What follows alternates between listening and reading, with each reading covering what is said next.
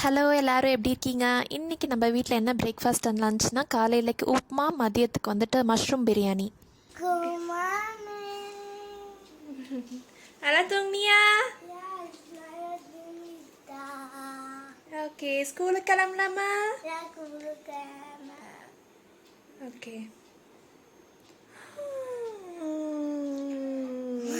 நான் இன்றைக்கி சீரக சம்பா அரிசி 1.5 கப் எடுத்திருக்கேன். அதே மாதிரி மஷ்ரூம் எல்லாமே வாஷ் பண்ணி நல்லா கட் பண்ணி வச்சுக்க போகிறேன். இப்போ தான் வந்துட்டு ரித்வாக்கு வந்து ரித்வா அப்போ ப்ரஷ் பண்ணி விட்டுட்ருக்காங்க.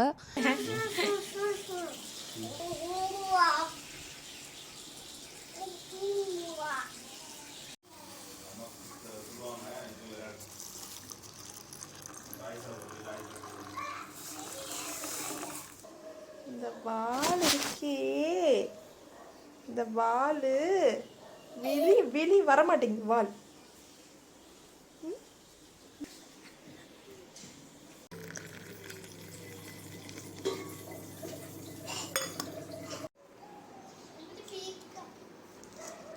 இது அம்மா பிரிக்கிட்டா. ரித்வா பசிக்குதுன்னா அப்போ பிரேக்ஃபாஸ்ட் இன்னும் ரெடி ஆகலையா, ஸோ வந்துட்டு நம்ம வீட்டில் பண்ண ஹெல்தி மஃபின் இருந்துச்சு. இதோட ரெசிபி வந்துட்டு இன்ஸ்டா பேஜில் இருக்குது, வேணும்னா என்னோடய இன்ஸ்டா ஃபாலோ பண்ணி செக் பண்ணிக்கோங்க. ரொம்ப ஹெல்த்தி அண்ட் டேஸ்டியும் கூட. அப்புறம் நாம் கடகடன்னு பிரேக்ஃபாஸ்ட்டு லஞ்சு எல்லாமே கடகடன்னு முடிச்சு பேக் பண்ணி அமிச்சாச்சு. அதை தான் நீங்கள் பார்க்க போகிறீங்க. உப்புமா ரெடி. மஷ்ரூம் பிரியாணிக்கு ஒரு குக்கரில் கொஞ்சம் எண்ணெய் கொஞ்சம் நெய் எல்லாம் கலந்த மாதிரி ஊற்றிட்டு ஃபஸ்ட்டு சின்ன வெங்காயத்தில் தாளிச்சிக்கணும். இது வந்து ரொம்ப ஈஸி அண்ட் செம்ம டேஸ்டி ரெசிபி, கண்டிப்பாக ட்ரை பண்ணி பாருங்கள். அப்புறம் சின்ன வெங்காயத்துக்கு அப்புறமேட்டு பெரிய வெங்காயம், உங்களுக்கு தேவையான அளவு காரத்துக்கு பச்சை மிளகாய் எல்லாம் போட்டு இது மிக்ஸ் பண்ணிக்கோங்க. அதுக்கப்புறம் ஒரு 3-4 டீஸ்பூன் அளவுக்கு இஞ்சி பூண்டு பேஸ்ட்டு, இது கொஞ்சம் அதிகமாக தான் சேர்த்துக்கணும், அப்போ தான் நல்லா வரும். அப்புறம் தக்காளி, இது எல்லாம் நல்லா வதங்கணும், அதுக்கான பொறுமையாக டைம் எடுத்து வதக்கிக்கோங்க. அப்புறம் கொத்தமல்லி, புதினா, 2 டேபிள் ஸ்பூன் கிட்ட தயிர். அப்புறம் வந்துட்டு நான் பிரியாணி மசாலா ரெடிமேட் வச்சுருக்கேன் 3-5ஓடது. இது இல்லாட்டி நம்ம நார்மல் இருக்கிற எல்லா மசாலா தூளும் போட்டுக்கோங்க. அப்புறம் ஸ்டார்டிங்கே பட்டை கிராம்பு அதெல்லாமும் தாளிச்சிக்கோங்க. இந்த மசாலாக்கு அதெல்லாம் தாளிக்க தேவையில்லை, ஸோ நான் அப்படியே டேரெக்டாக சேர்த்துருக்கேன். இது நல்லா வதங்கி வரணும், இதில் தான் டேஸ்ட்டே இருக்குது. அப்புறம் நம்ம மஷ்ரூம், இப்போ இதில் வந்து சிக்கன், இந்த ரெசிபிக்கு தான் பேசிக், எது வேணாலும் போட்டுக்கலாம், சிக்கன் அந்த மாதிரி வெஜிடபிள்ஸ் எதாக இருந்தாலும் ஓகே. மஷ்ரூம் போட்டுட்டு நல்லா இது தண்ணி விடும். ஒரு 5 மினிட்ஸ் க்ளோஸ் பண்ணி குக் பண்ணிக்கிட்டோம்னா அதுக்கப்புறமா விசில் போடுறப்ப சரியாக இருக்கும். 5 நிமிஷம் கழித்து பார்த்திங்கன்னா நல்லா தண்ணி விட்டுருக்க பாருங்கள். இது நல்லா ஹை ஃப்ளேம்லேயே இருக்கட்டும். மிக்ஸ் பண்ணிவிட்டு அப்புறமா நம்ம அரிசி வந்து 20 மினிட்ஸ் தான் நான் ஊற வச்சுருந்தேன். அதை வந்து சேர்த்துக்கிட்டு இதுக்கு தேவையான அளவு தண்ணி, நான் 1 கப் சீரக சம்பா அரிசிக்குனா 1.5 கப்புக்கு கொஞ்சம் 1 பாயிண்ட் அதிகமாக சேர்ப்பேன், எனக்கு அது வந்து பர்ஃபெக்டாக வரும். உப்பு எல்லாமே சேர்த்துக்கோங்க. இதில் லெமன் ஜூஸ் வந்து கடைசியாக சேர்த்துக்கோங்க, அன்றைக்கி என்கிட்ட இல்லாதனால நான் சேர்க்கலை. உப்பு எல்லாம் டெஸ்ட் பண்ணிவிட்டு இப்போ அரிசி கொஞ்சம் குலைவாக வந்த பிறகு குக்கரை மூடி வைங்க. ஒரு விசில் 5 மினிட்ஸ் சிம்மில் இருக்கலாம், இல்லாட்டி மேக்ஸிமம் 2 விசில் இப்படி வச்சு எடுத்தால் கரெக்டாக பர்ஃபெக்டாக வரும். அப்புறம் சைட் பை சைட் தயிர் பச்சடியும் ரெடி பண்ணி கொடுத்துட்டேன். இதுதான் வந்துட்டு சிம்பிள் லஞ்ச் அவங்களுக்கு நான் கொடுத்து விட்ருக்கிறது இன்றைக்கி. ஸ்நாக்குக்கு வந்துட்டு கடலை மிட்டாய் அப்புறம் நட்ஸ்லாம் சேர்த்து ரித்வாக்கு வச்சுருக்கேன். ரித்வாவும் குளிச்சுட்டு வந்துட்டான். இன்றைக்கி வந்துட்டு அவனுக்கு பிரேக்ஃபாஸ்ட் லேட் ஆகிடுச்சு ரொம்ப, அதனால் வந்துட்டு நான் ஊட்டி விட்டேன். யூஸ்வலாக வந்துட்டு அவனே தான் சாப்பிடுவான், இன்றைக்கி லேட் ஆனதுனால கடன்னு ஊட்டி விட்டுடலான்னு ஊட்டி விட்டேன். அப்புறம் இப்போ குக்கர் திறந்து பார்க்கலாம். விசிலும் நல்லா அடங்கிடுச்சு. விசில் மெயினாக அடங்கினதுக்கு அப்புறம் தான் ஓப்பன் பண்ணணும். மிக்ஸ் பண்ணிவிட்டேன். செம்ம பர்ஃபெக்டாக சான்ஸே இல்லை, ரொம்ப நல்லா வந்துருந்துச்சு. கண்டிப்பாக நீங்கள் இந்த மாதிரி ட்ரை பண்ணது இல்லைன்னா ட்ரை பண்ணி பாருங்கள்.